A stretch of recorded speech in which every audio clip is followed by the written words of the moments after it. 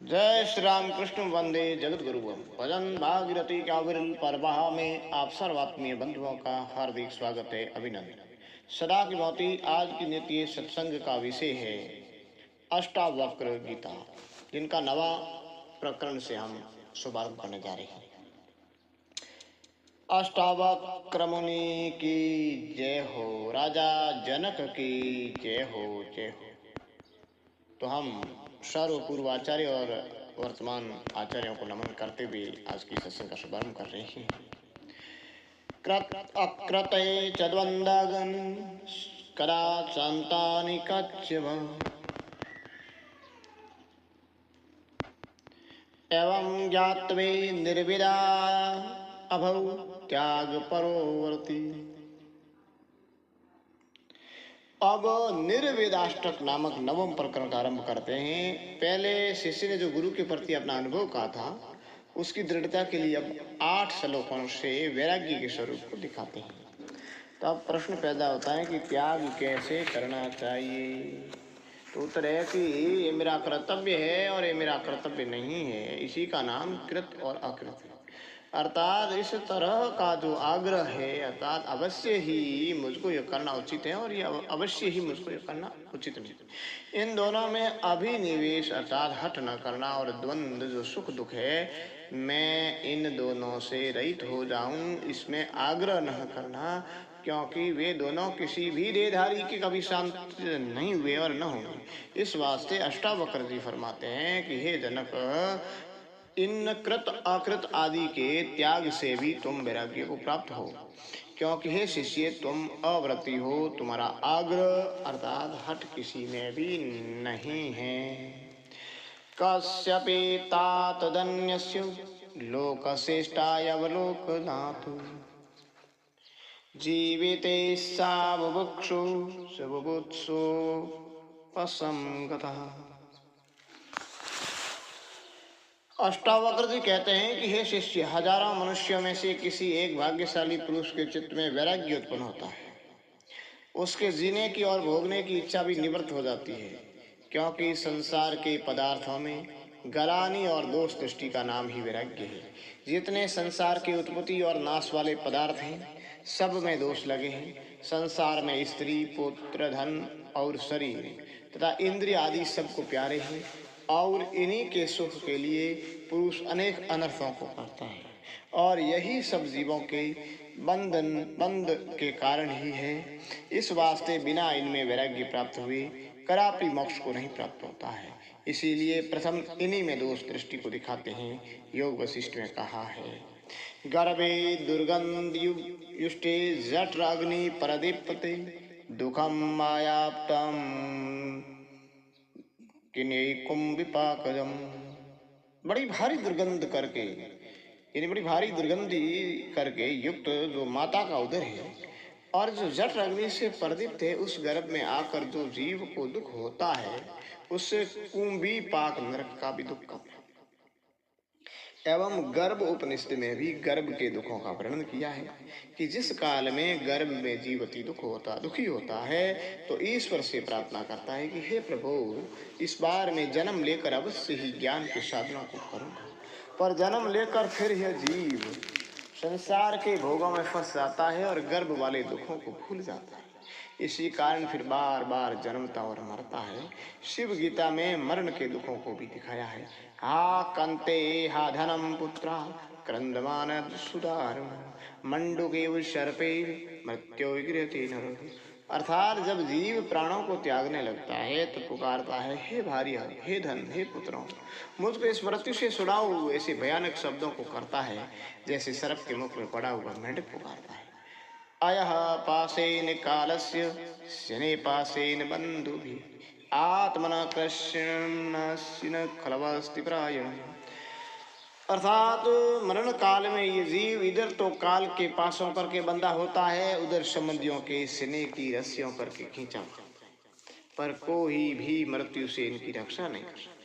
या माता सा पुनर् भार्या, या भार्या जननी सा, यह पिता स पुनः पुत्रो, यह पुत्र स पुनः पिता।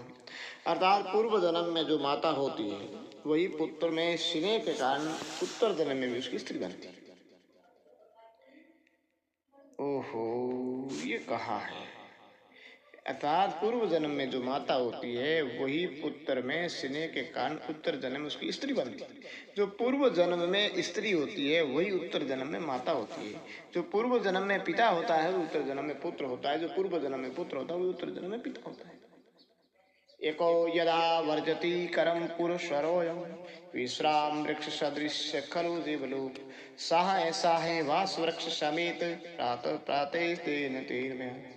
जैसे साय काल में इधर उधर से पक्षी उड़कर एक ही वृक्ष पर रात्रि को विश्राम के लिए इकट्ठे हो जाते हैं और प्रातः काल में सब इधर उधर उड़ जाते हैं, वैसे ही संसार रूपी वृक्ष में सब जीव कर्मों के वश होकर इकट्ठे हो जाते हैं। फिर प्रारब्ध कर्म के भोग के पूरे होने पर सब अकेले अकेले होकर चले जाते हैं। कोई भी स्त्री पुत्र धन आदि इसके साथ नहीं जाते और न साथ आते हैं। इस तरह विचार करके इनमें मुख को कदापि न करें। एवं देवी भागवत में सुखदेव जी ने स्त्री से दोष दिखाए हैं। नरस्य बंधुनार्थाय श्रृंखला स्त्री प्रकृतिता लोह पदो अपि मुच्यते स्त्री पदो न मुच्यते। पुरुष के बंधन का हेतु स्त्री को ही बड़ी बेड़ी रूप से कहा है एवं लोहे की बेड़ी से बंधा हुआ पुरुष उड़ जाता है, परंतु स्त्री के स्नेह रूपी पास से बंधा हुआ पुरुष कदापि छूट नहीं सकता है। इसी पर एक दृष्टांत भी देते हैं। शास्त्र में आता है, महात्मा लोग कहते हैं कि एक लड़का बाल्य अवस्था से सन्यासी हो गया। जब जवान हुआ तब तीर्थ यात्रा के लिए जाता था। रास्ते में उधर से एक बारात आती थी। वो सन्यासी खड़ा हो गया और उसने पूछा ये क्या है। तो लोगों ने कहा ये बारात है, ये जो लड़का घोड़ी पर सवार है इसकी शादी एक लड़की से होगी। तब उसने पूछा फिर क्या होगा, तो कहा जब इसकी स्त्री इसके घर में आएगी तब दोनों आपस में विषयानंद को प्राप्त होंगे, फिर स्त्री के लड़का पैदा होगा। इतना सुनकर वो सन्यासी चला गया। रास्ते में कुएं पर साया में सो रहा। तब उसने स्वप्न देखा कि मेरी शादी हुई है, स्त्री आई है, मैं उसके साथ सोया हूँ। उस स्त्री ने कहा थोड़ा सा पीछे हटो। जब वो हटने लगा तब वो धम से कुएं में गिर पड़ा। गिरने की आवाज को सुनकर लोग दौड़कर कहने लगे किसने तुझको कुएं में गिरा दिया है। उसने कहा सौपन की स्त्री ने मुझको कुएं में गिरा दिया है। न मालूम जागृत की स्त्री पुरुषों की क्या दुर्दशा करती होगी। तात्पर्य है कि विवेकी के लिए स्त्री साक्षात नरक का। अब प्रश्न है कि हे भगवान, कर्म कांडी कहते हैं कि जिसके पुत्र नहीं है उसकी गति भी नहीं होती है। इस वास्ते ये इनके उपाय करके पुत्र उत्पन्न करना चाहिए, ऐसा देवी भागवत में लिखा है। तो उत्तर देते हैं कि हे प्रिय दर्शन, ये जो तुमने कहा है कि अब पुत्र की गति नहीं होती, वह गति शब्द का क्या अर्थ है। गति शब्द का अर्थ मोक्ष करते हो, ये वह दोनों लोगों का सुख करते हो। यदि गति शब्द का अर्थ मोक्ष करो तब सब पुत्रों वालों की मुक्ति होनी चाहिए और मनुष्य पशु आदि सभी ज्ञान के बिना ही मुक्त हो जाएंगे। और सुखदेव वामदेव आदि की मुक्ति शास्त्र में लिखी न होनी चाहिए क्योंकि उनको कोई पुत्र नहीं था। इसलिए पुत्र से गति कहने वाले वाक्य अर्थवाद रूप हैं। लोगों ने पुत्र के संबंध से बड़े दुख उठाए। राजा दशरथ ने राम जी के वियोग में प्राणों को त्याग दिया था। प्रथम तो पुत्र के उत्पन्न होने की चिंता, फिर उसके जीने की चिंता, फिर उसके विवाह संतति की चिंता जन्म भर बनी रहती। बड़े होने पर पिता की वृद्ध अवस्था में पुत्र धनादिकों को ले लेते हैं, सेवा आदि कुछ भी नहीं करते हैं, तो पुत्र भी विवेकी पुरुष के लिए दुख के हेतु। इसी तरह और भी जितने विषय है वो सब दुख के ही कारण है। विवेक चूड़ामणि में भी कहा है विश्यासं पाचाद्यो में विमुक्त सरोत्यजात एक कल्पते मुक्त नान्य शास्त्र निवेदन। स्त्री पुत्र धनादि विषय महान पास है जिनका त्यागना अच्छी कठिन है। जो पुरुष उन पासों से रहित है वही मुक्ति का अधिकारी है। दूसरा सठ शास्त्रों का जानने वाला पुरुष भी मोक्ष का अधिकारी है। इसी पर अष्टावक्र जी कहते हैं कि संपूर्ण विषय वासनाओं से रहित संसार में लाखों में कोई एक ही वैराग्यवान जीवन मुक्त कहा जाता है। अनित्यम सर्वमवेदम तापवित्रिदूषितम असारम निंदितम यमिति निश्चित शाम्यति। अब प्रश्न पैदा होता है कि ज्ञानी की सर्वत्र इच्छा के उपशम में क्या कारण है। जिनका उत्तर है कि जितना की दृष्टि का विषय प्रपंच है वह सब अनित्य है अर्थात चेतन में अध्यस्त है। अब प्रश्न है कि ये प्रपंच कैसा है। तो उत्तर यह है कि आध्यात्मिक आदि तापों से दूषित है। वात पित्त श्लेष्म आदि निमित्त जो दुख होता है उसका नाम आध्यात्मिक दुख है। काम क्रोध लोभ मोह ईर्ष्या आदि से जो मानस दुख है उसी का नाम आध्यात्मिक दुख है। और जो मनुष्य पशु सर्प वृक्ष आदि निमित्त दुख है उसका नाम आदि भौतिक दुख है। यक्ष राक्षस विनय आदि निमित्त जो दुख है उसका नाम आदि दैविक दुख है। इन तीन प्रकार के दुखों से पुरुष सदैव संतप्त रहता है। इसी वास्ते इस प्रपंच असहाय तुच्छ त्यागने योग्य है, ऐसा जानकर ज्ञानवान किसी भी पदार्थ की इच्छा नहीं। कह सुकालो वय किम वा यत्र द्वंद्वानि नो निर्णाम तान्योपेक्ष्य यह तो प्राप्त व्रति सिद्धि आत्मा। पुरुषों को सुख दुख आदि द्वंद्व किसी खास काल या अवस्था में नहीं व्यापता है, किंतु सब अवस्थाओं में और सर्व कालों में सुख दुख आदि के द्वंद्व देधादि को बराबर बने रहते हैं। इसी वार्ता को राम जी ने अध्यात्म रामायण में कहा है। सुख्यास्यंतरम दुखम दुखस्यंतरम सुखम दिव्यमित्ति जंतूनाम लक्ष्यम दिन रात्रि वदम। सुख के अनंतर दुख होता है, दुख के अनंतर सुख होता है। दोनों निश्चय ही जीव को अलग लंघ्य है, अर्थात हटाए नहीं जा सकते। सुख मध्य स्थितम दुखम दुख मध्य स्थितम सुखम द्वैम्योन संयुक्तम प्रोच्यते जल पंकवतम। सुख में दुख दुख में सुख स्थित है, अर्थात सन मात्र सुख के देने वाले विषयों से अनेक रोग आदि दुख उत्पन्न होते हैं, और उपवास आदि व्रतों से जिसमें दुख होता है फिर विषयों की प्राप्ति रूपी सुख होता है। ये दोनों सुख दुख ऐसे मिले हैं जैसे पानी और कीच मिले होते। किसी भी देहधारी से ये सुख दुख किसी काल में त्यागे नहीं जा सकते। इस वास्ते विवेकी पुरुष उन सुख दुख आदि द्वंद्वों में भी इच्छा को त्याग कर शरीर प्राप्त हासिल छोड़ देता है। नाना मतम मरीषणाम साधुनाम योगिनाम तथा दृष्ट्वा निर्वेदम अपना पुनः। ये शिष्य तर्क शास्त्र को और कर्म कांड में निष्ठा को त्याग करके केवल आत्मज्ञान में निष्ठा करना चाहिए, क्योंकि तर्क शास्त्र आदि सब बुद्धि को भ्रमित करने वाले हैं। गौतम आदि जो भी मत हैं वेद और युक्ति प्रमाण से विरुद्ध है, केवल भ्रम जाल में डालने वाले हैं। गौतम आदि के मत पर चलने वाले न्यायिक ईश्वरात्मा और जीवात्मा दोनों को जड़ मानते हैं।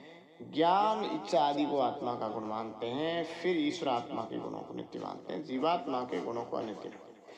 सारे जीवात्मा को व्यापक मानते हैं, आत्मा के सेवक को ज्ञान के प्रति कारण मानते हैं, परमाणुओं से जगती उत्पत्ति मानते हैं, फिर परमाणुओं को निर्भय मानते हैं। प्रथम तो जीवात्मा और ईश्वर आत्मा जड़ नहीं हो सकते। सत्यम ज्ञानम अनंतम ब्रह्म। आत्मा सत्य रूप ज्ञान स्वरूप आनंद रूप है, इस श्रुति के साथ विरोध आता है। दूसरा, दोनों ईश्वर आत्मा के जन्म आने से जगाद असंभव है। श्रुति कहती है कि जैसे श्लोक में कर्मों करके प्राप्त की हुई खेती काल पकड़ के नष्ट हो जाती है, वैसे ही पुण्य कर्मों से प्राप्त हुआ स्वर्ग भी नष्ट हो जाता है। इन श्रुति वाक्यों से स्वर्ग की अनित्यता सिद्ध होती है, और जब स्वर्ग ही अनित्य है तो मुक्ति भी अनित्य अवश्य होगी। इस वास्ते जैमिनी का मत आत्मज्ञान निष्ठा वाले को त्याग देते हैं। कृत्वा मूर्ति परिज्ञानम चेतनस्य न किम गुरु निर्वेद समता युक्त यस्तार्यते संस्कृते। अष्टावक्र जी कहते हैं कि जनक जिसने इसे वासना को त्याग करके शत्रु और मित्र में संबोधि करके श्रुति के अनुकूल युक्ति से सच्चिदानंद रूप अपनी आत्मा का साक्षात्कार किया है, जिसने अपने को ही सर्व रूप से अनुभव किया है, उसने संसार से अपने को तारा है, दूसरे ने नहीं। हे जनक, तुम अपने ही पुरुषार्थ से मुक्त होंगे, दूसरे के द्वारा करके नहीं। फिर प्रश्न पैदा होता है कि संसार में लोग कहते हैं कि गुरु शिष्य को मुक्त कर देता है, आप उसके विरुद्ध ऐसा कहते हैं कि शिष्य अपने पुरुषार्थ से मुक्त होता है, तो ये क्या बात है? तो इसका उत्तर ये फरमाते हैं, ये प्रिय दर्शन, संसार के लोग प्राय अज्ञानी मूर्ख होते हैं। वे शास्त्र के तात्पर्य को और गुरु शिष्य शब्दों के अर्थ को नहीं जानते, क्योंकि वे कामना से युक्त होते हैं। जैसे कि मुसलमानों ने मान रखा है कि पैगंबर हमको पापों से छुड़ा देगा, जैसे ईसाइयों ने मान रखा है कि ईसा हमको पापों से छुड़ा देगा, वैसे ही और भी संसारी लोगों ने मान रखा है कि गुरु हमको पापों से छुड़ा देगा। ऐसा उनका मानना दुख का जनक है, क्योंकि वेद और शास्त्र में कान में मंत्र फूंकने वाले को गुरु नहीं लिखा है, किंतु जो अज्ञान और ज्ञान के कार्य जन्म मरण रूपी संसार से आत्मज्ञान उपदेश करके छुड़ा देंगे और चित्त के संशयों को दूर कर देंगे, उसका नाम गुरु है। मंत्र फूंकने वाला का नाम गुरु नहीं है। रामचंद्र जी ने वशिष्ठ जी के प्रति हजारों शंकाएं की थी और जब सबका उत्तर वशिष्ठ जी ने देकर राम जी को संशयों से रहित उनके करके आत्मा का बोध करा दिया, तब राम जी ने वशिष्ठ जी को गुरु माना। अर्जुन ने श्री कृष्ण के प्रति हजारों शंकाएं की थी। जब अर्जुन को भगवान ने विराट रूप दिखाया, तब उनको अर्जुन ने गुरु माना। इसी तरह और भी पूर्व जितने श्रेष्ठ पुरुष हुए हैं, उन्होंने चित्त के संदेह दूर करने वाले को ही गुरु माना। अतः व्यवहार दृष्टि से ही माना है, आत्मदृष्टि से नहीं माना, क्योंकि आत्मदृष्टि में आत्मा का भेद नहीं है।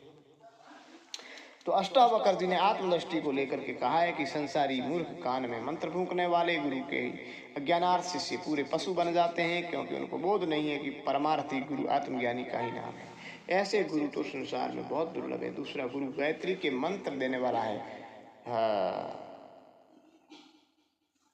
परमार्थी गुरु आत्मज्ञानी का नाम है, वो प्रथम गुरु है आत्मज्ञानी, और ऐसे गुरु संसार में बहुत दुर्लभ है। दूसरा है गायत्री के मंत्र देने वाला, दूसरा गुरु गायत्री के मंत्र देने वाला है।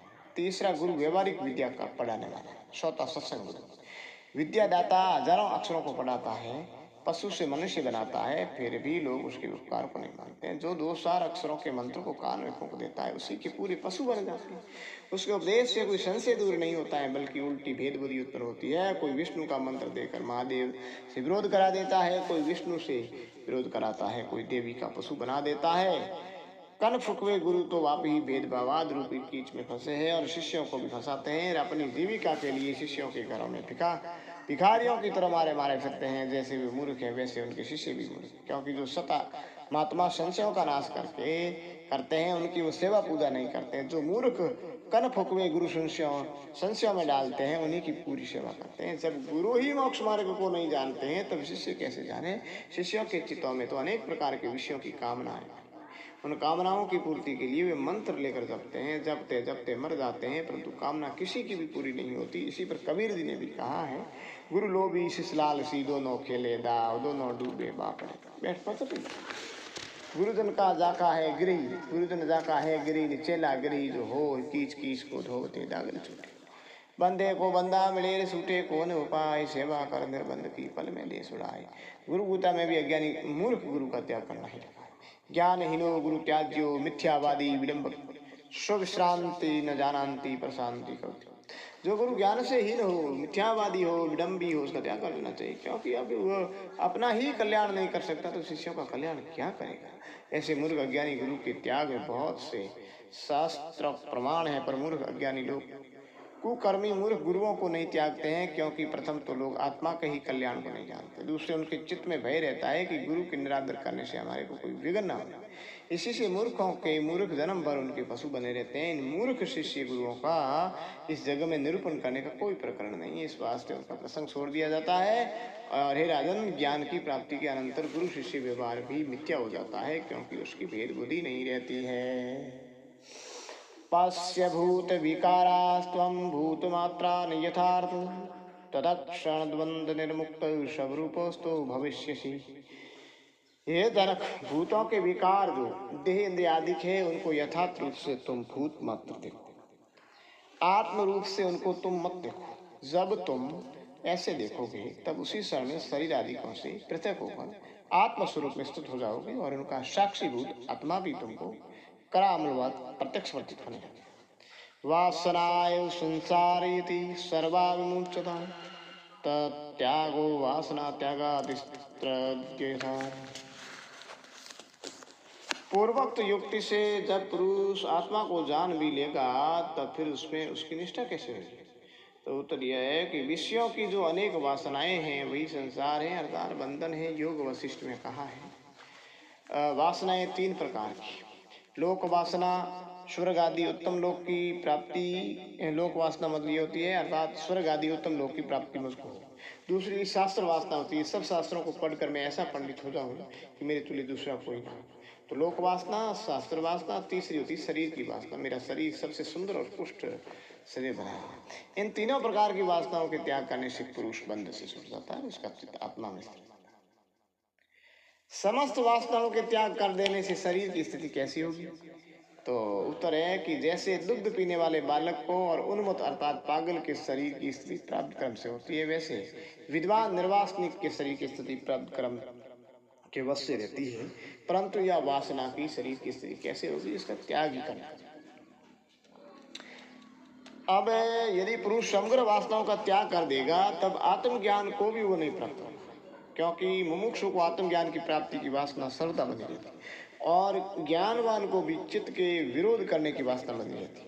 तो फिर जीवन मुक्त होने की उसको वासना बनी रहती है। तो सर्व वासनाओं का त्याग तो किसी से भी नहीं हो सकता। तो वाल्मीकि रामायण में ऐसा लिखा है कि वासना दिविधा प्रोक्ता शुदा च मलिना तथा मलिना जन्म हेतु शुदा जन्म विनाश।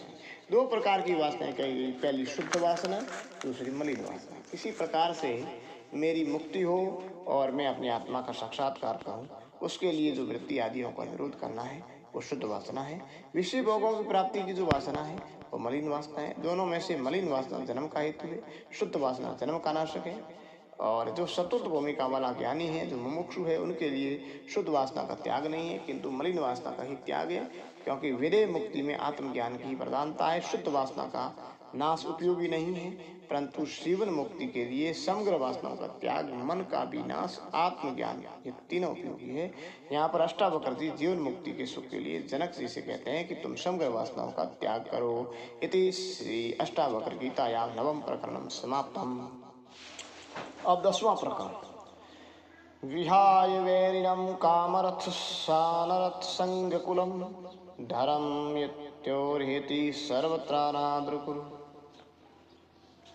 पहले प्रकरण में विषयों के बिना भी संतोष रूप वैराग्य का निरूपण किया है। अब इस प्रकरण में विषयों की तृष्णा के त्याग का निरूपण करते हैं। अष्टावक्र जी कहते हैं कि हे जनक, काम शत्रु है और यह काम ही संपूर्ण अनर्थों का मूल है और बड़ा दुर्जय है। आत्म पुराण में कहा है, कामेन विजितो ब्रह्मा कामेन विजितो हरः कामेन विजितो विष्णु शुक्र कामेन निर्जित। कामदेव ही ने ब्रह्मा को जीता, विष्णु को जीता, इंद्र को जीता और महादेव को जीता। अतः सब अनर्थों का मूल कारण कामदेव ही है। धन के संग्रह और रक्षा करने में जो दुख होता है, उसके नाश होने में जो शौक होता है, उसका मुख्य कारण काम ही है। ये जनक, काम का कारण जो धर्म है उसको और सकाम कर्मों को तुम त्याग करो, क्योंकि ये सब जीवन मुक्ति में प्रतिबंधक है। सौपन इंद्रजाल तस्पस्य दिनानि त्रीणि पंचम मित्र क्षेत्र धनागराय दिशा। अनेक प्रकार सुखों को देने वाले जो स्त्री पुत्र विषय है उनका अनादर करके त्याग कैसे हो सकता है? ये शिष्य स्त्री पुत्र धन मित्र क्षेत्र आदि जितने भी भोग के साधन है, इन सबको तुम सब पर इंद्रजाल की तरह देखो, क्योंकि ये सब 3 या 5 दिन के रहने वाले हैं। सब दृष्टि नष्ट है और यानी देखते नष्ट हो जाते हैं। इस वास्ते इनमें ममता का त्याग करना होता है। यत्र यत्र भवे तृष्णा संसारम विधि तत्र वे प्रौढ़ वैराग्यम आश्रित्य वित्त तृष्णा सुखी भव। अष्टावक्र जी कहते हैं कि जनक, जैसे जैसे प्रसिद्ध विषय में मन की तृष्णा उत्पन्न होती है, उसी विषय को तुम संसार का हेतु, क्योंकि विषयों की तृष्णा ही कर्म द्वारा संसार का हेतु है। यही बात योग वशिष्ठ में भी लिखी है। मनोरथ रथारूढ़ युक्तम इंद्रिय विजयापि ब्राह्म्यते जगत कृष्ण तृष्णा सारथी सुख।